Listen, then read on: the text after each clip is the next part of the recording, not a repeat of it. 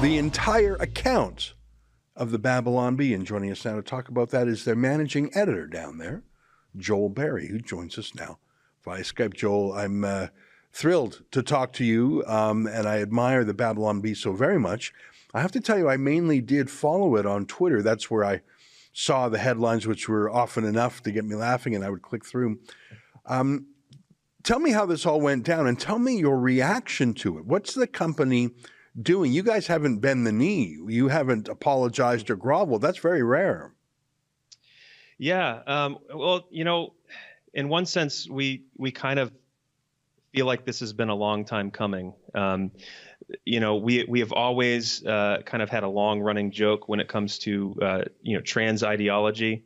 And we've told a lot of jokes about it. This one, for one reason or another, whether it's because it's in the news or, you know, it's a hot topic right now because of people like Leah Thomas and Rachel Levine, Twitter informed us that we'd be locked out of our Twitter account unless we admitted that we had involved ourselves in hate speech and take the tweet down ourselves. So instead of just deleting the tweet themselves and saying, okay, we deleted this tweet and here's why, they're requiring us to do that and acknowledge it was wrong. And well, you know, we decided we're not going to do that. It's the truth is the truth. We are just a bunch of goofballs telling jokes, but our satire is meant to point to the truth, and we're not willing to compromise on that. So we decided we're not going to take the tweet down, and it did kind of have a domino effect. So our editor-in-chief, Kyle Mann, he also got suspended for a tweet that said, maybe Twitter will let us back on if we throw a few thousand Uyghur Muslims in a concentration camp. They suspended him for that tweet. And then our founder, Adam Ford, got suspended as well. Our owner, Seth Dillon, he's still on, but we feel like it's only a matter of time. So it has kind of been this cascade, this domino effect. And it's really, what we're dealing with here is a cult ideology.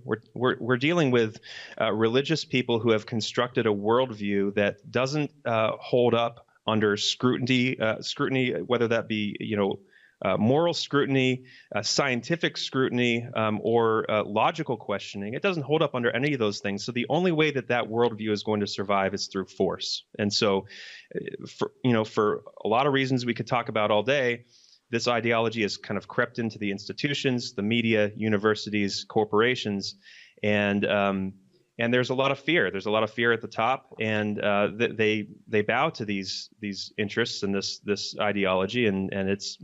After a while, we knew it was going to come and burn us at the Bee, and eventually it did. Why do you think that Twitter and other media platforms are so white hot on transgenderism? I mean, there are a lot of soft spots out there, sensitive issues in Silicon Valley censors. For example, they've been all over the pandemic and any skeptics of the official narrative or the lockdowns. They really hit hard on that. If you say that Trump's election in 2020 was the fact that he lost was somehow due to widespread fraud, that'll get you nuked on YouTube. We simply played a 30-second clip of Trump as president, and we were taken off YouTube for a week, if I recall. So those things are hot, but nothing comes close to the absolute intolerance by the left for any jokes about transgenderism. If you, quote, misgender someone, like say a boy's a girl or a girl's a boy, if you, quote, dead name someone, it's more brutal than all those other issues. And believe me, I know about other censorship issues. I've been fighting my whole life. Why is transgenderism so acute to them? It's a good question. I think it goes back to kind of what I said about it being a cult or a religion. It's it is so, the worldview itself is so core to how human beings define themselves, how they see themselves in the world. It speaks to a human being's innate worth and dignity. Where does our dignity come from? Where does the worth of a human being come from? I mean, these are like fundamental questions of the universe that human beings have been arguing about for thousands of years, and so there's a lot of emotion around it. There's a lot of passion around issues like this. And what we're dealing with in the trans movement, it seems, I don't know, it seems to be a very small minority of very loud people who are very well organized. And it would seem that a lot of the people at the top either placate this group to protect themselves so that they can, there's a lot of talk right now about, woke Inc., woke corporatism and how corporate entities are using this as kind of a shield to show forth virtue to the world so that people won't bother them while they use slave labor in China and treat their workers terribly and do all kinds of shady business things. So it's just kind of like this perfect storm of corporate interests, a worldview movement that is gaining steam, a cultural movement that is in a lot of ways trying to replace religion, trying to replace Christianity and traditional values.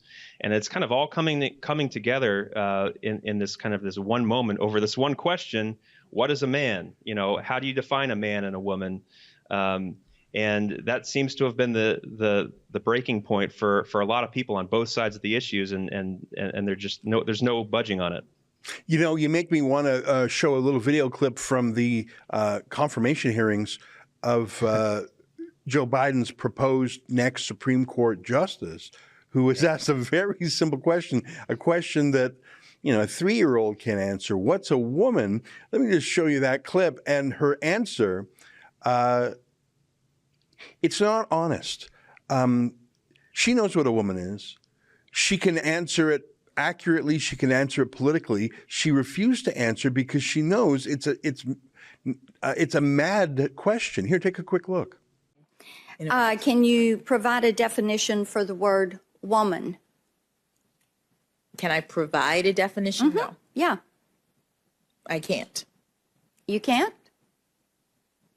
Not in this context. So I'm not a biologist. If a justice on the Supreme Court, if she's confirmed, cannot tell you what a woman is, that shows you how terrifying this issue is, or how powerful, or who knows, maybe she's on a different side of the issue. But you would think such a basic question is answerable by someone who seeks to be on the Supreme Court. I don't know. I've just never seen anything like it. That's an excerpt from my daily show, The Ezra Levant Show. Every day I do a monologue on the news of the day, then I interview an interesting guest, and then I read my hate mail. You gotta subscribe. Go to rebelnews.com.